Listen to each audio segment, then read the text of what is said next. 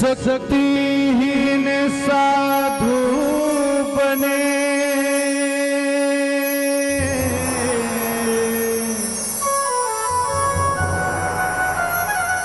धनहीन ब्रह्मचारी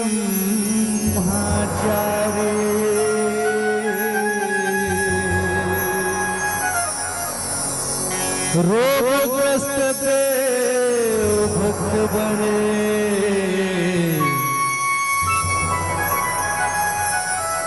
विधवहि पतिव्रत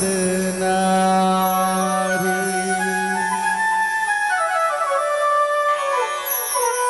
शक्तिहीन साधु बने शक्ति सिरागे तो साधु बन गए है ना धनहीन ब्रह्मचारी धन सिरागे तो ब्रह्मचारी लहोट रोगग्रस्त देव भक्त बने बढ़िया सुखर जानवर चलत रही तो भगवान के पूजा पाठ कबू नहीं करी आए बीमारी में भगवान बने करे बचा ले होते होता कोरोना बचा ले कहते बचा ले रोगग्रस्त देव भक्त बने विधवा ही पतिव्रत नारी बढ़िया सुखर जानवर जोड़ी रही तो कबू अपन पति देव के पूजा पाठ नहीं करी कबू नहीं मानी ओखर मरे ले विधवा भगवान मान पानी रीत होते बोलो छोड़ के चल दे स्वामी वाह रे वाह आओ एक गीत के माध्यम से लेख राम भैया नगपुरे वाले की ओर से 51 रुपए की सप्रेम राशि प्रेम से बोले उसकी श्रद्धा भक्ति की। अरे लड़का पन लखेल गवाए जवानी मरंग माते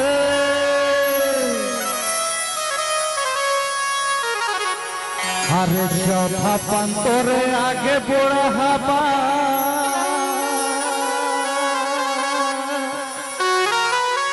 अरे बदन थर थर कांपे रे खटिया सोते बुढ़वा बंसुरी बजाए सही बात है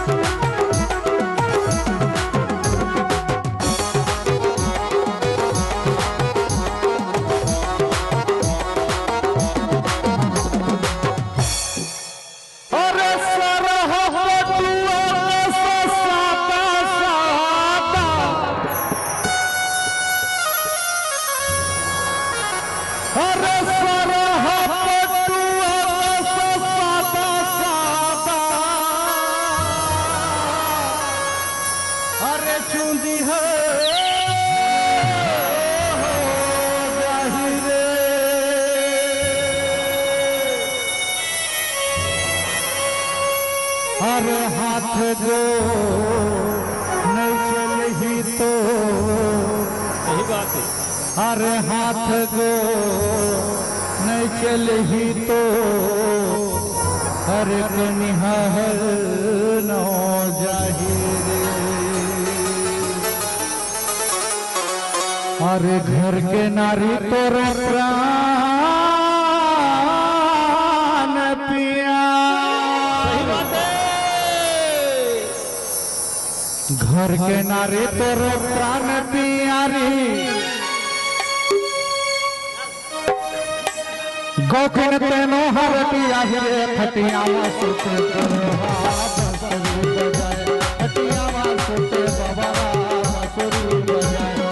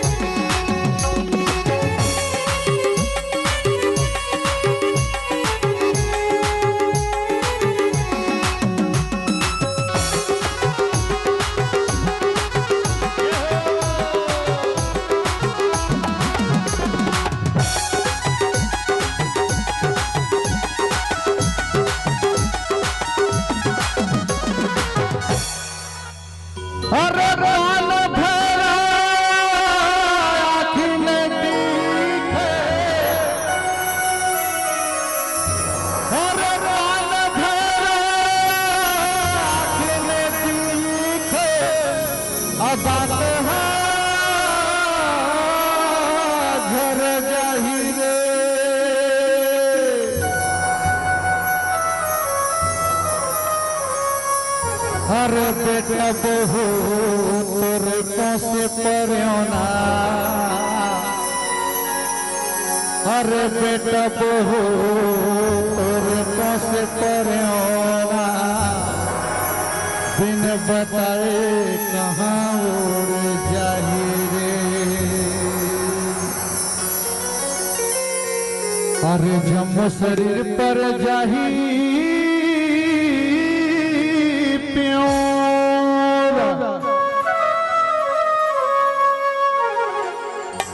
अरे जम्मू शरीर पर जाही प्योरा गौ की कोयला पानी कहाँ पावे रे खटिया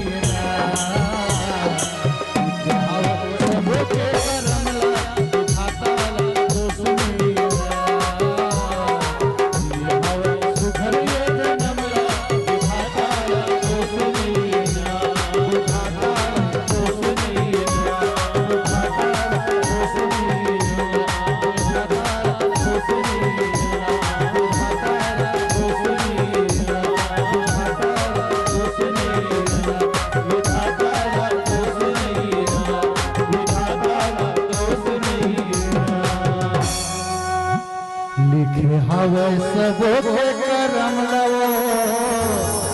विधाता दोष नहीं है ना।